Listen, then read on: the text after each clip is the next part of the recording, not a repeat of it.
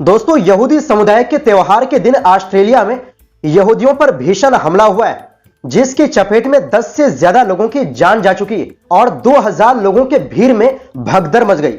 बताएंगे क्या है पूरी खबर, क्यों इसे फिलिस्तीन कनेक्शन बताया जा रहा है और इस पर इजराइल ने क्या कहा। और इनके अलावा अगली खबर में आपको बताएंगे असम में भारतीय वायुसेना के रिटायर्ड अधिकारी गिरफ्तार, पाकिस्तानी एजेंटों के साथ संबंधों के आरोप। जानेंगे कौन है ये गद्दार, क्या है नाम। और इसी के साथ आपको बताएंगे यूरोप द्वारा रूसी संपत्तियां फ्रीज करने पर भड़का पुतिन का देश, रूसी विदेश मंत्रालय ने कर दिया बड़ा ऐलान। तो बिना समय गवाए बात करते हैं खबरों की। दोस्तों, ऑस्ट्रेलिया के सिडनी के बॉन्डी बीच में यहूदियों के हनुक्का फेस्टिवल को निशाना बनाकर हुई मास शूटिंग में चाबाद के प्रतिनिधि रब्बी एली शेरेंगर समेत 10 लोगों की हत्या कर दी गई। ऑस्ट्रेलियन मीडिया रिपोर्ट्स के मुताबिक हमले में कई घायल भी हुए हैं। यह हमला हनुक्का बाय द सी नामक कार्यक्रम में हुआ, जहां यहूदी समुदाय के लगभग 2000 लोग पर्व का पहला दिया जलाने के लिए जमा हुए थे। स्थानीय मीडिया रिपोर्टों में 12 लोगों की मौत की पुष्टि हो चुकी है, जबकि कई अन्य लोग गंभीर रूप से घायल हुए हैं, इसलिए मरने वालों की संख्या बढ़ सकती है। घटना के तुरंत बाद पुलिस ने इलाके को घेर लिया और 2 संदिग्धों को हिरासत में लिया गया है। पुलिस ने लोगों से अपील की है कि वो बॉन्डी बीच इलाके से दूर रहें और सुरक्षा बलों के निर्देशों का पालन करें। यह हमला उस समय हुआ जब समुद्र तट पर धार्मिक उत्सव चल रहा था। हमलावरों के हाथ में बंदूकें देखी गई। पुलिस अधिकारी अब बॉन्डी बीच के आसपास की सड़कों पर तैनात है और इलाके को ब्लॉक कर दिया है। पैदल अधिकारी इधर उधर गश्त कर रहे हैं, लोगों से जाने, दूर रहने और घर लौटने की अपील कर रहे हैं। वहीं इजराइल के राष्ट्रपति इसहाक हर्जोग ने ऑस्ट्रेलिया के बॉन्डी बीच पर हुई घटना पर प्रतिक्रिया दी है। उन्होंने इसे यहूदियों पर आतंकवादियों का हमला बताया है। इजरायली राष्ट्रपति हर्जोग ने एक्स पर पोस्ट किया, सिडनी में हमारे यहूदी बहनों और भाइयों के प्रति हमारी गहरी संवेदनाएं हैं, जिन पर आतंकवादियों ने हमला किया जब वो हनुक्का की पहली मोमबत्ती जलाने जा रहे थे। इस भयानक समय में हमारी संवेदनाएं और प्रार्थनाएं सिडनी के यहूदी समुदाय और पूरे ऑस्ट्रेलियाई यहूदी समुदाय के साथ है। दोस्तों, आपको बता दें कि हनुक्का बाय द सी नाम के इस फेस्टिवल का हर साल चाबार ऑफ बॉन्डी की तरफ से आयोजन किया जाता है। यह फेस्टिवल यहूदी समुदाय के लिए आस्था और एकजुटता का प्रतीक माना जाता है, यानी बहुत अहम माना जाता है। अचानक हुई फायरिंग से वहां अफरा तफरी मच गई। कई लोग अपनी जान बचाने के लिए इधर उधर भागते दिख रहे हैं। चश्मदीदों के मुताबिक घटना स्थल के आसपास पूरी तरह लॉकडाउन जैसी स्थिति बन गई और आपातकालीन सेवाएं मौके पर पहुंच गई। जायोनिस्ट फेडरल ऑफ ऑस्ट्रेलिया के अध्यक्ष जेरेमी लिबलर ने इस हमले पर गहरा शोक जताते हुए कहा कि यहूदी समुदाय सदमे में है। उन्होंने कहा कि यह गहरे दुख का दिन है, हमारे समुदाय के लोगों की हत्या कर दी गई, कई गंभीर रूप से घायल हैं और परिवार टूट चुके हैं।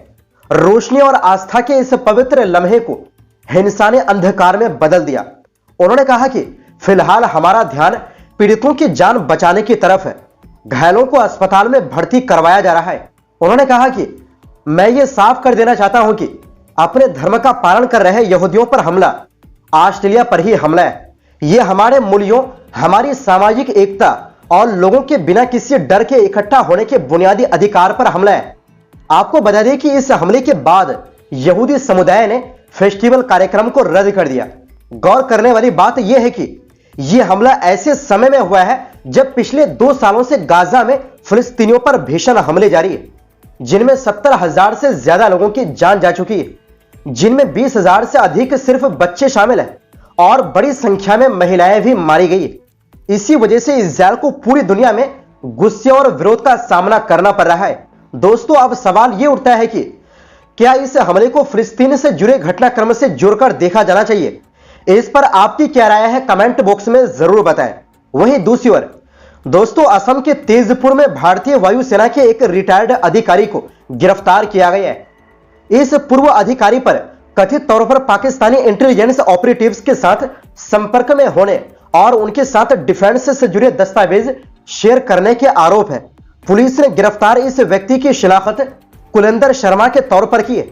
शोनितपुर जिले के वरिष्ठ पुलिस अधीक्षक वरुण पुरकायस्थ ने इस गिरफ्तारी की पुष्टि की है।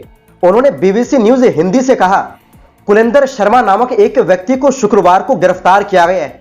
पुलिस को इंटेलिजेंस इनपुट मिले थे कि यह व्यक्ति पाकिस्तानी गुर्गों के संपर्क में है।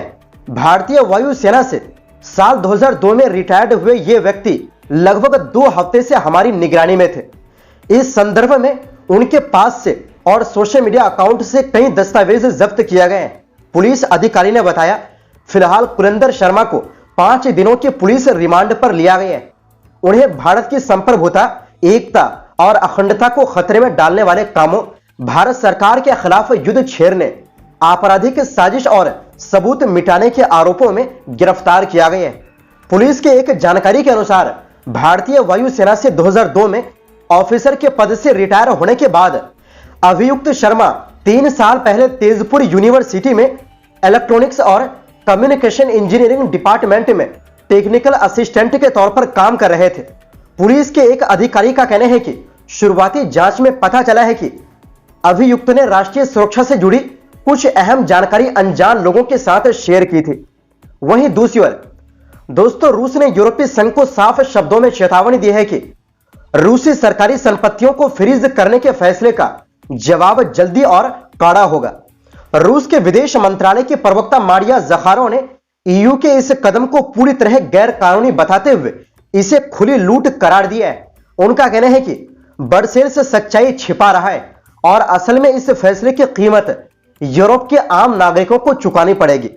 दरअसल आपको बता दें कि यूरोपीय संघ ईयू ने रूस के 210 बिलियन यूरो यानी लगभग 250 बिलियन डॉलर की संपत्ति को अनिश्चित काल के लिए फ्रीज कर दिया है। इसका मतलब है कि रूस अब इस पैसे का इस्तेमाल या इसे ट्रांसफर नहीं कर सकता।